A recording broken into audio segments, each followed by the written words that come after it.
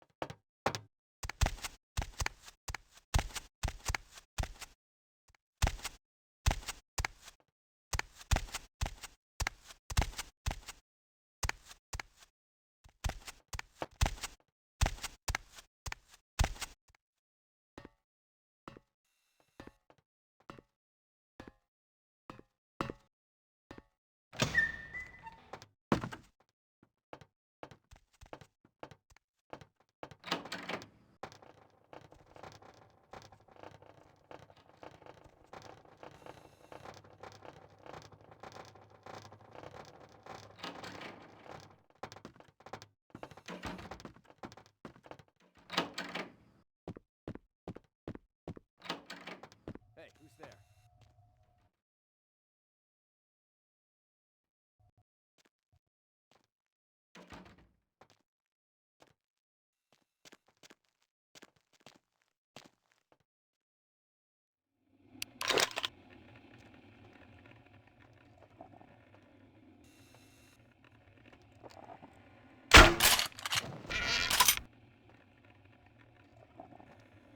Someone there?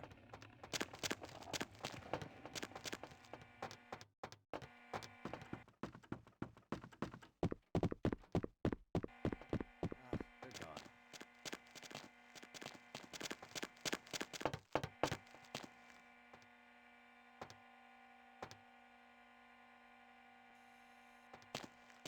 They're gone.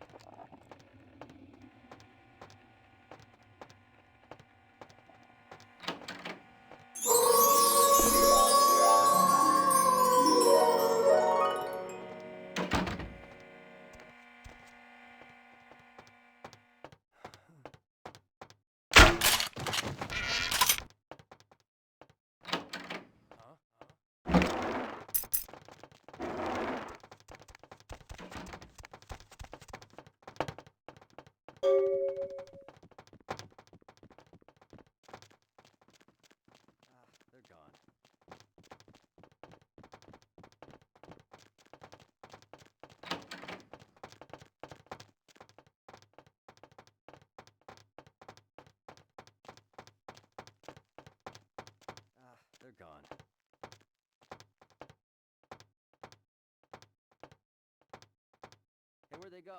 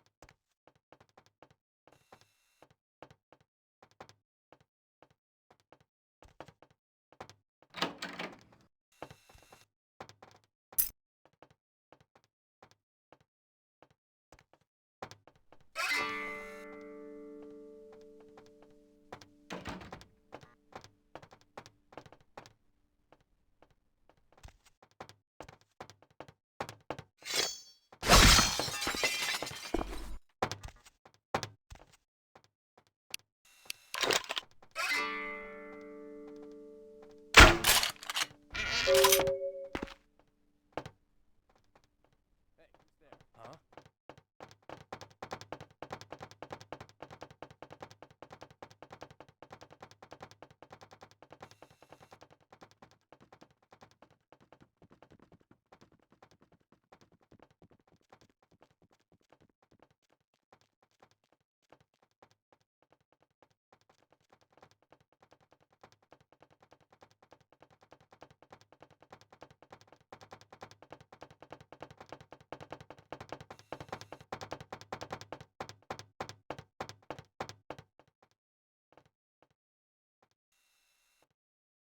Ah, they're gone.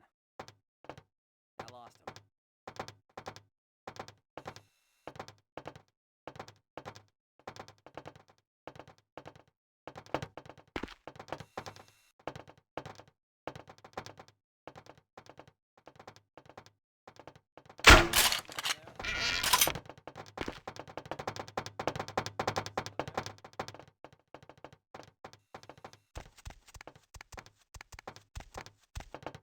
I lost them. Hey, where'd they go?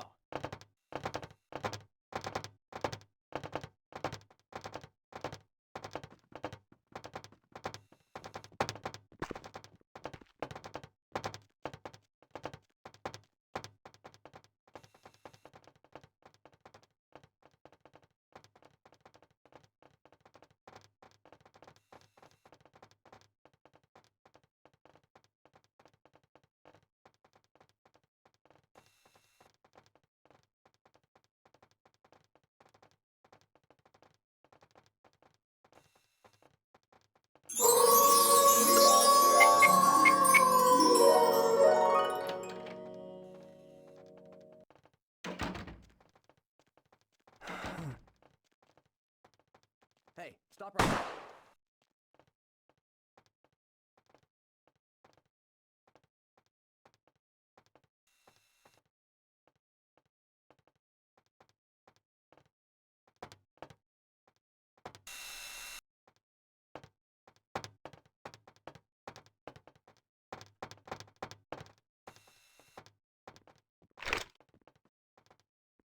Hey, hold it!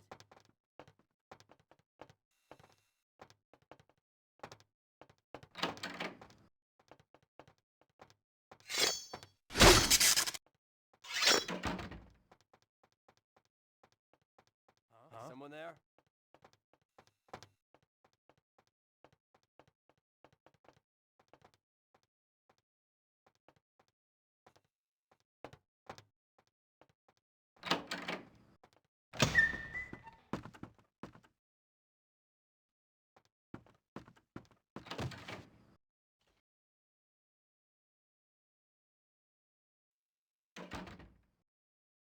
I can't understand why someone would go through the trouble of stealing a box with a very ancient corpse. This city's not that dull.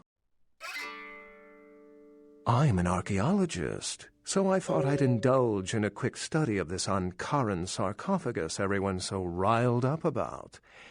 My guess, from what I've read about it, is that it's a mummified Mesopotamian king. I needed confirmation. Oh, I really wish I had.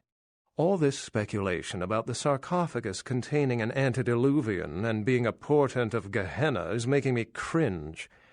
These are the kinds of ridiculous, superstitious assumptions I came here to debunk. Armageddon, doomsday, the end of all kindred. It's a common facet of most mythologies.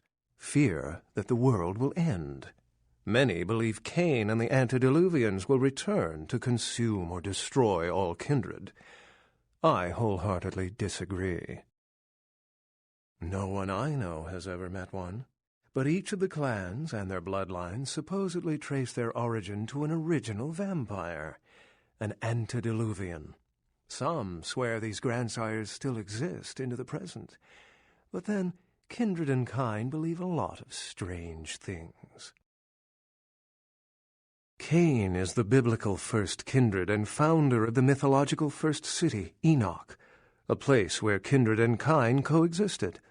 I believe Cain's a figure concocted to personify the transition from nomadic society to agrarian society. That myth, like most, has been twisted by time. Thin bloods rarely exhibit features or powers of their clan, and many can't embrace. Some are even rumored to have reproduced. Many kindred are terrified that their weak blood heralds the dissipation of every bloodline. Somewhat of an ignorant reactionary response, don't you think? As I said, many cultures have the fear of some form of apocalypse. Kindred believed in these stories when they were human, and naturally carried them over into kindred myth. But it doesn't take a supernatural act to cause widespread destruction. Humans and kindred are just as capable of managing their own destruction as a deity. A self-realized Gehenna warrants more vigilance than a god-induced one, don't you agree? Such is my argument, which so frequently falls on deaf ears. What prophecy doesn't have vague apocryphal signs? Let's see. The usual ones cited are the appearance of thin bloods, Cain sightings, doom, gloom, that route. For 300 years I've been trying to determine the function of our existence, the kindred's role in the world. I'm not content to attribute it to some act of supernatural biblical vengeance.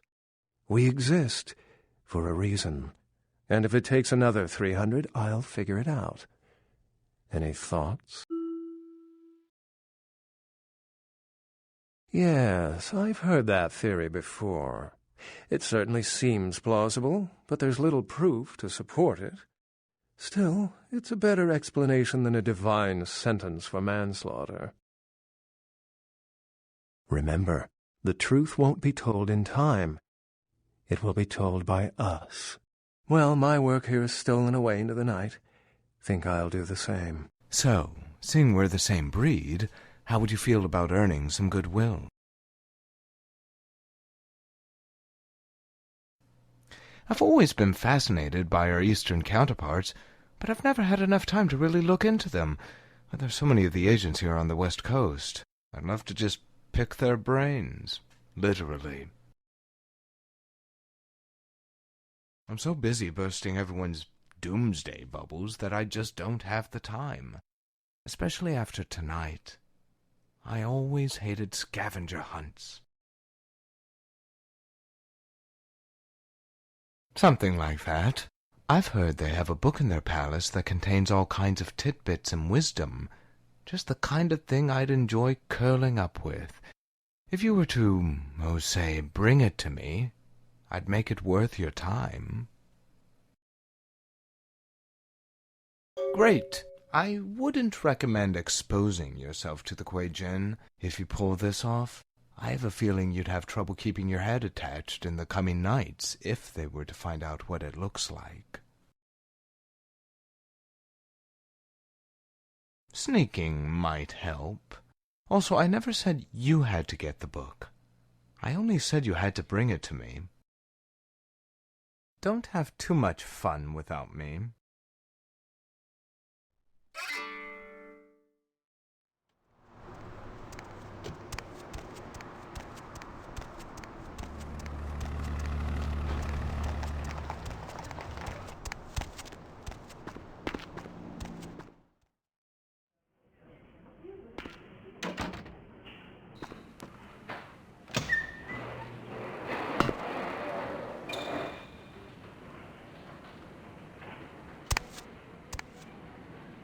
Yes. Yes, this is genuine and of use to me.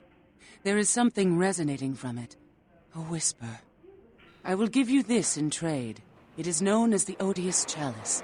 It swells with spilled blood and offers its bloat to its owner.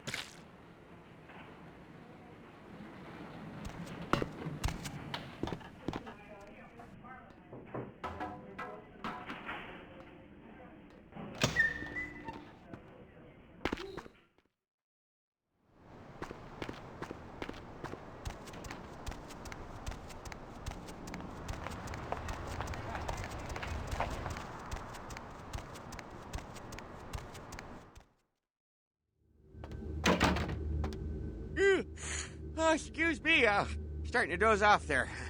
Oh, I need to get a guard animal of some sort to alert me when folks come in. Maybe one of them chimps like on that show Ape Detective? Oh, that monkey always gets his man. What? Oh, yeah, Mr. LaCroix's expecting you.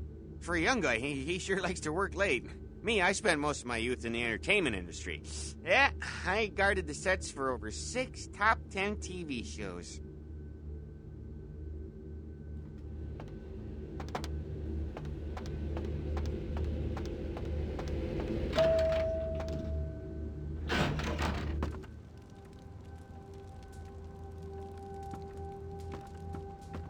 The folly of leadership is knowing that no matter what you do, behind your back there's hundreds, certain that their own solution is the sounder one, and that your decision was the byproduct of a whimsical dart toss. I pronounce the blast sentence, and I soak the critical fallout. I make the decisions no one else will. Leadership. I wear the albatross and a bullseye. Then you can join the crows on the fence after we're done here. The blood hunt on Nines Rodriguez for the murder of Alistair Grout will be called. Rodriguez's execution is only a matter of time.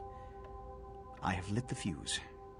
If a war ignites, it's my head they will sharpen the pikes for. Now to the matter of the sarcophagus. Do you need assistance bringing it up? Stolen? Stolen? How? Who would... Oh, Gary. Gary, you treasonous maggot. I should have anticipated your treachery, sewer rat. The Nosferatu Primogen. The Nosferatu were responsible for finding out where the sarcophagus was taken after the Dane, and for getting keys to the museum. They were the only ones who knew. It's obvious to me now. My mistake.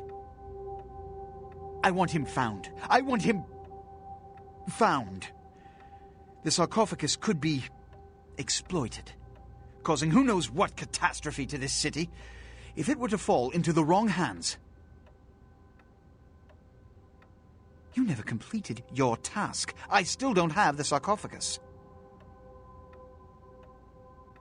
You will find the sarcophagus, because I already entrusted its retrieval to you before. And you failed to bring it back, did you not? The Nosferatu lurk in the filth below the streets of Hollywood, but not even I know just where they hide. Hollywood is, unfortunately, lacking in any Camarilla loyalties. Hollywood's baron is an anarch named Isaac. Isaac's more civil than the anarchs downtown, but nonetheless he wears his mistrust of me on his sleeve. He may know how to contact the Nosferatu. Find Gary and get him to talk. That sarcophagus could be used against us. Do not come back until you have it. Now, I must announce the blood hunt and bear the brunt of all consequences. Escort her out.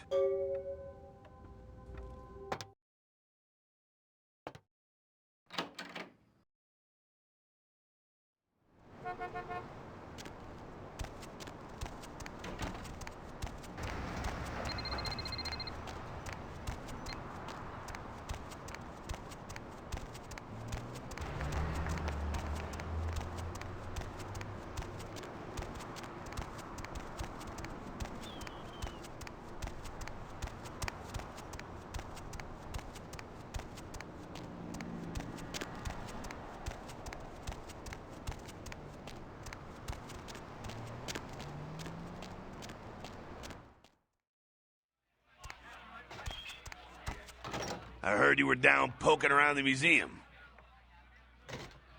Kid, you don't live to be as old as me without cultivating a few connections, the least of which should be able to penetrate the iron veil of the local Natural History Museum. Damsel told me. LaCroix wants that coffin bad. Seems like he has a lot riding on that sarcophagus to get such a fierce bug in that powdered wig of his. I got another scenario for you here, kiddo. Gonna bounce it off you, see what you think. You ever hear of, diablerie? Well, it's when a vampire drains another more powerful vampire to death. Diablerie is the Sabbat's specialty, but it's a big taboo in civilized kindred circles, and damn sure forbidden by the Camarilla. When a younger vampire diablerizes an elder, the younger vampire gains all of their powers. The prince is willing to tear L.A. apart to find this thing so he can have it. Why? What would a power-hungry vampire like LaCroix want with a sleeping ancient? I wonder. You gotta figure a drop of ancient blood would make any kindred just about invulnerable. Anyone who has a sarcophagus is gonna be thinking the same thing. If LaCroix gets a sarcophagus, at least we know where it is. Besides, getting the sarcophagus and getting into it are two different things.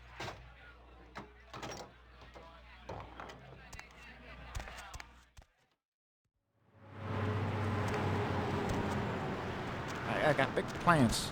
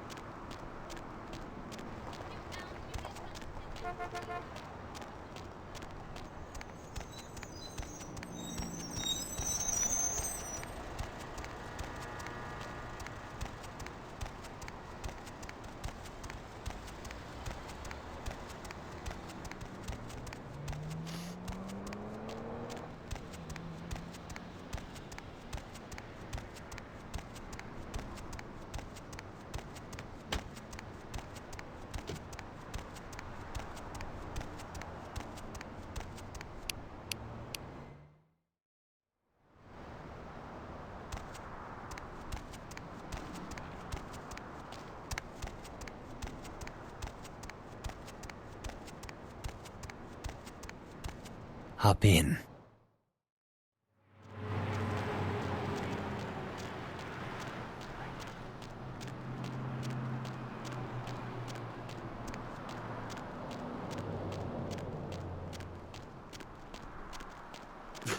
I don't think so, buddy.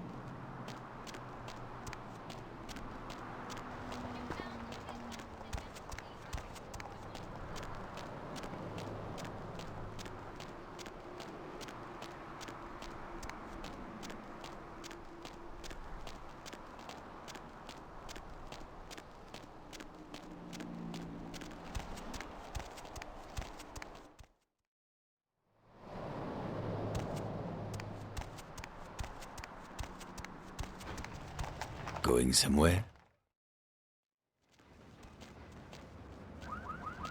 Ain't seen you here before. And if I haven't seen you, neither has Isaac. So that's your next stop. Isaac's in the jewelry store at the end of the street. Consider yourself invited.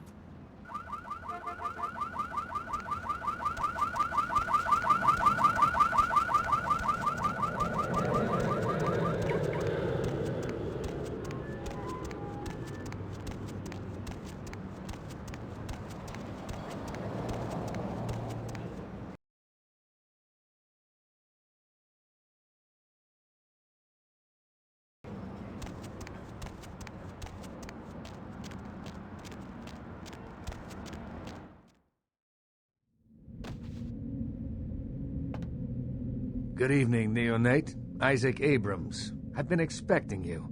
Seems the wooden soldiers of the Camarilla shuffle in a little too often these nights. That baby-faced two-bit Prince LaCroix got something to say to me? Very courteous of you to stop by. All kindred that enter my domain are expected to introduce themselves. It may seem like an outdated formality, but it serves its purpose.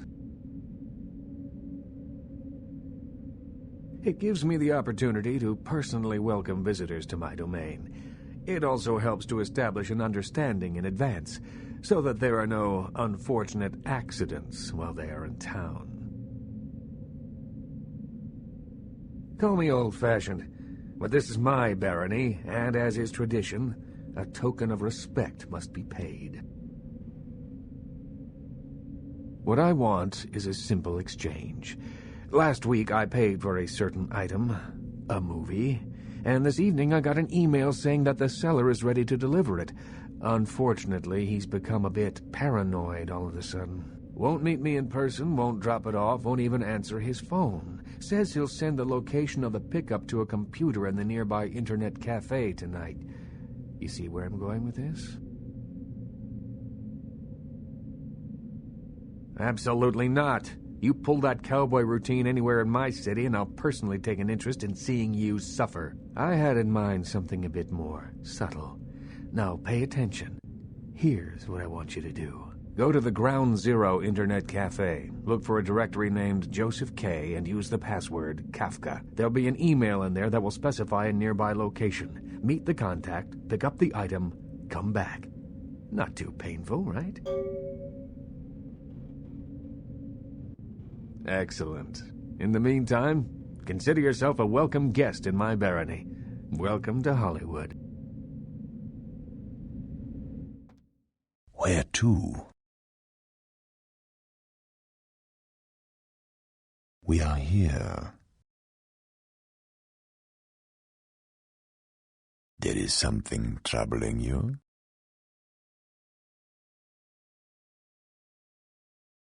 If that is your decision.